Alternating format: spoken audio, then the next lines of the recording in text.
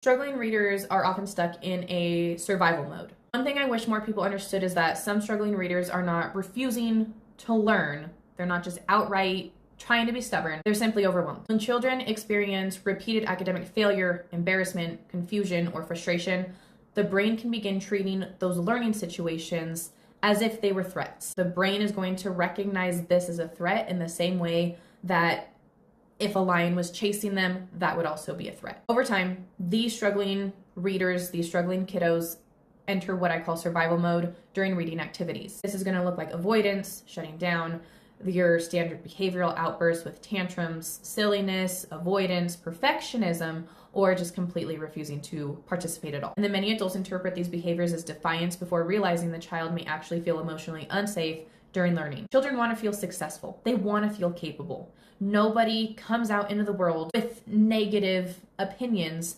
unless there's a reason for those seeds to have been planted. When reading constantly feels hard, stressful, or even humiliating, especially the older that kids get, the nervous system can start protecting itself by avoiding the task completely. It's kind of been a running joke, but with our generation, we say, oh, my anxiety started when I would get called on to read, or I knew the list and where I was in the list for the attendance sheet, so I would practice reading the paragraph that I was supposed to read aloud, and then you didn't pay attention to anything else that was happening in the text. That hasn't changed. This is an obvious reason why healthy learning environments matter so much for all readers, for all students, but especially for those who are struggling. Kids need instruction that is supportive, structured, clear, and confidence building. Learning should challenge children, but it should not constantly push them into a panic and into an overwhelmed state. And when struggling readers finally begin developing real literacy skills, we often see huge changes emotionally too. Confidence improves, participation improves,